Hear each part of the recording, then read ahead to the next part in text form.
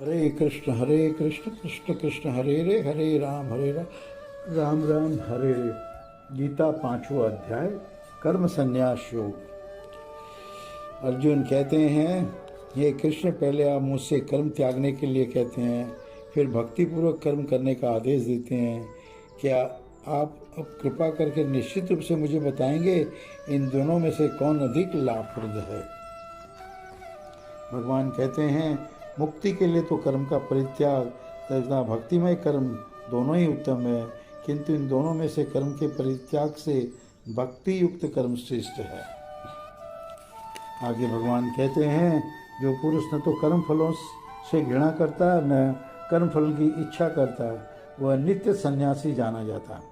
ये महाभाव अर्जुन, ऐसा मनुष्य समस्त द्वंद्वों से रहित होकर भवबंधन को पार कर पूर्णतया मुक्त हो जाता है।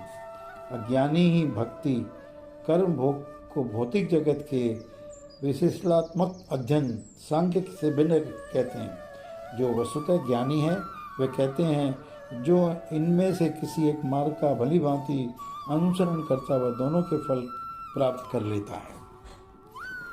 जो ये जानता है कि विश्लेषणात्मक अध्ययन सांख्य द्वारा प्राप्त स्थान भक्ति द्वारा भी प्राप्त किया जा सकता है, तो इस तरह जो सांख्य योग तथा भक्ति योग को एक समान देखता है, वह वस्तुओं का यथारूप में देखता है। भक्ति में लगे बिना केवल समस्त कर्मों का परित्याग करने से कोई सुखी नहीं बन सकता, परंतु भक्ति में लगा हुआ विचारवान व्यक्ति शीघ्र ही परमेश्वर को प्राप्त कर लेता है। जो भक्ति भाव से कर्म करता है, जो विशुद्ध आत्मा है और अपने मन तथा इंद्रियों को वश में रखता है, वह सबों को प्रिय होता है और सभी लोग उसे प्रिय होते हैं। ऐसा व्यक्ति कर्म करता हुआ भी कभी नहीं बनता।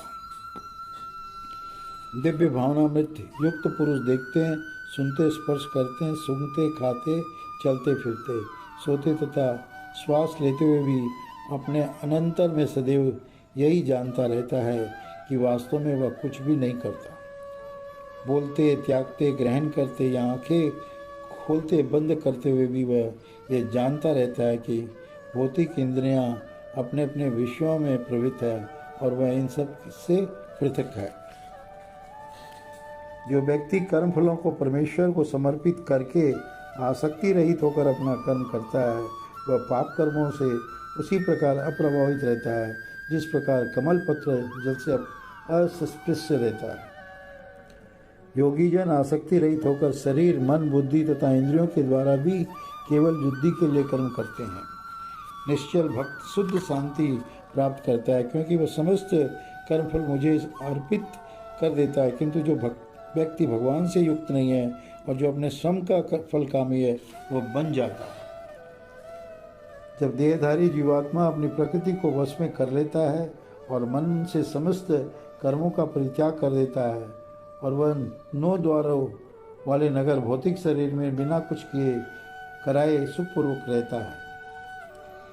शरीर रूपी नगर का स्वामी देहधारी जीवात्मा न तो कर्म का सृजन करता है, न लोगों का कर्म करने के लिए प्रेरित करता है, न ही कर्म फल की रचना करता है। यह सब तो प्रकृति के गुणों द्वारा ही किया जाता है। परमेश्वर न तो किसी के पापों को ग्रहण करता है न पुण्यों को, किंतु सारे देहधारी जीव उस अज्ञान के कारण मोहग्रस्त रहते हैं जो उनके वास्तविक ज्ञान को आच्छादित किए रहता है। किंतु जब कोई उस ज्ञान से प्रबुद्ध होता है जिससे अविद्या का विनाश होता हो, तो उसका ज्ञान से सब कुछ उसी तरह प्रकट हो जाता है जैसे दिन में सूर्य से सारी वस्तुएं प्रकाशित हो जाती है। जब मनुष्य की बुद्धि, मन, श्रद्धा तथा शरण सब कुछ भगवान में स्थित होते हैं, तभी वह पूर्ण ज्ञान द्वारा समस्त कलमश से शुद्ध होता है और मुक्ति के पथ पर अग्रसर होता है। विनम्र साधु पुरुष अपने वास्तविक ज्ञान के कारण एक विद्वान तथा विनीत ब्राह्मण, गाय, हाथी, कुत्ता तथा चांडाल को समान दृष्टि समभाव से देखते हैं। जिनके मन एकत्व तथा समता में स्थित है, उन्होंने जन्म तथा मृत्यु के बंधनों को पहले ही जीत लिया। वे ब्रह्म के समान निर्दोष हैं और सदा ब्रह्म में स्थित रहते हैं।